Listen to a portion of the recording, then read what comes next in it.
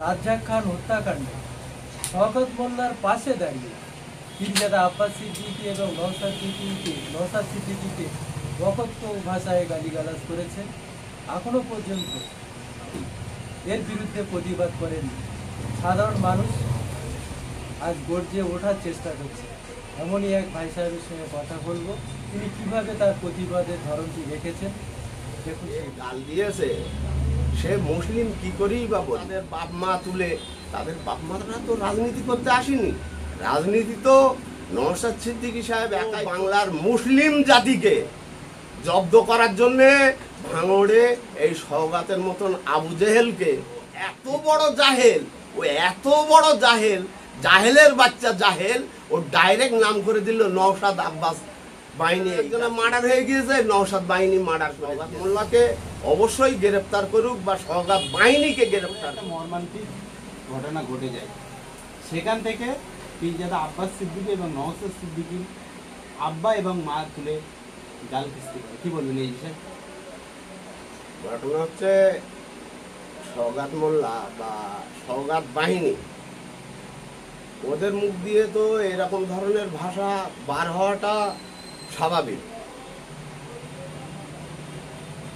সওগাত মোল্লা যখন মার্ডার হয়ে গেল শুনে ওনার পিছন পিছন যত সওগাত বাহিনী ছিল, তারা যে গাল কিস্তিগুলো করেছে, সওগাত নিজেই বেহুশ হয়ে গিয়েছে যে আমার বাপের পীর, আমার পীর, আমার গোষ্ঠীর পীর, তাদের নামে, তাদের সম্বন্ধে এই যে ভাষাগুলো বলছে, তো খালি আমি কেন, সারা ভারতবাসী, সারা বাংলাবাসী সবাই দেখেছে। তো সওগাত মোল্লা, বিশেষ করে সওগাত মোল্লা সঙ্গে থাকতে তানার পীরের আওলাদদের, তানার পীর সাহেবদের যে ভাষাবৃত্তিগুলো দিয়েছে, সওগাত মোল্লা তো নিজেও দেখেছে। অতএব মুখ্যমন্ত্রীর কাছে এরকমই আবেদন করা যায় যে সওগাত মোল্লাকে অবশ্যই গ্রেফতার করুক বা সওগাত বাহিনীকে গ্রেফতার করুক। টিএমসি করার পরিপ্রেক্ষিতে আমাদের মমতা ব্যানার্জি সওগাত মোল্লাকে এতটা ঊর্ধ্বে তুলে দিয়েছে যে সওগাত মোল্লা যেটা বলছে সেটাই যেন ঠিক। শুনছিলাম খবরে যে এরকম পুলিশ বাহিনী ওনারা কুকুর নিয়ে এসছে এই খুনিকে তল্লাশ করার জন্যে। তো কুকুর নিয়ে আসলো, খুনিকে তল্লাশ করবে, কুকুরে খুনির সন্ধান খুঁজে দেবে।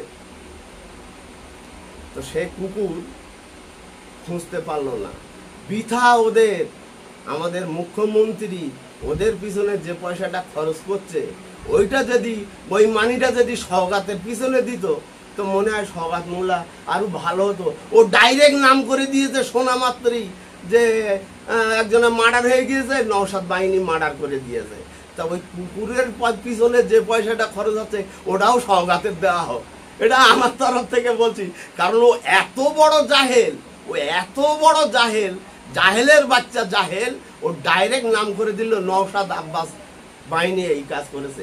আবার নিজের মুখ দিয়েই বলছে ভাঙড়েতে কই আইসিএফ বলে কিছুই নেই, সবই টিএমসি, সবই টিএমসি। তাহলে মারছে টিএমসি, মরছে টিএমসি, সবই ওই জাহেলের মুখ দিয়েই ব্যক্ত হচ্ছে। কিন্তু এর পরিপ্রেক্ষিতে আমাদের মুখ্যমন্ত্রী মমতা ব্যানার্জি, আরও দেখতে পাচ্ছি তাকে ভাঙড়ের অবজারভার বানিয়েছে। মানে কি, তুই যত খুশি এরকম কর, আর নওশাদ সিদ্দিকীর নামে মানে এই রকম ধরনের মানে প্রোপাগান্ডা চালিয়ে যা। অথচ আমাদের ভারতবর্ষে বা বাংলায় বিজেপি যেভাবে করছে, বিজেপির যা অস্তিত্ব, বিজেপি যা চালিয়ে যাচ্ছে প্রোপাগান্ডা মুসলিমদের নিয়ে এখানে ওখানে সেখানে, তো তার বিরুদ্ধে মমতা ব্যানার্জির কোনো নেই। স্বয়ং ডাইরেক্ট মমতা ব্যানার্জিও এই নওশাদ সাহেবের বিরুদ্ধে লাগানো বা লাগিয়ে দিয়েছে এই সওগাতকে। তাহলে কি ভাঙড়ে নওশাদ সিদ্দিকীকে জব্দ করার জন্য অবজারভার করা হয়েছে সওগাত মোল্লাকে? কি বলবেন? খালি নওশাদ সিদ্দিকীকে মানে জব্দ করার জন্য না, পুরো বাংলার মুসলিম জাতিকে জব্দ করার জন্যে ভাঙড়ে এই সওগাতের মতন আবু জেহেলকে ফিট করেছে। যদি বলেন কেন, সওগাত মোল্লা এত বড় কথা বলল, তার পিছনে দাঁড়িয়ে আমাদের পীর সাহেবদের, পীরের আওলাদদের নামে যা গালখিস্তি করলো, একটা মুসলিম বা একটা মসজিদের ইমাম মুয়াজ্জিন এখনো তারাও মুখ খুলেনি। 2500 টাকা 1500 টাকা ভাতা পাচ্ছে। এতে করে আমাদের ইমাম সাহেবরা, মুয়াজ্জিনেরা বা যত ধর্মগুরুরা আছে, আমাদের অনেক মুফতি সাহেব, যুক্তি সাহেব আছে, এখনো ওনারা মুখী কুলুপ দিয়ে বসে রয়েছে। জানি না ওনাদের কত বড় স্বার্থ যে এই দুই পীরজাদার নামে এত বড় গালখিস্তি করলো। তাদের বাপ মা তুলে, তাদের বাপ মারা তো রাজনীতি করতে আসেনি, রাজনীতি তো নওশাদ সিদ্দিকী সাহেব একাই করছে, বা এই গোটা মুসলিম উম্মা, গোটা মুসলিম জাতির জন্য যেভাবে নওশাদ সিদ্দিকী সাহেব লেগেছে। আমরা মুসলিমরা তাকে দাম দিচ্ছি না, কিন্তু অনেক বেধর্মীরা আছে যারা এই আইএসএফকে সাদরে গ্রহণ করে নিয়েছে।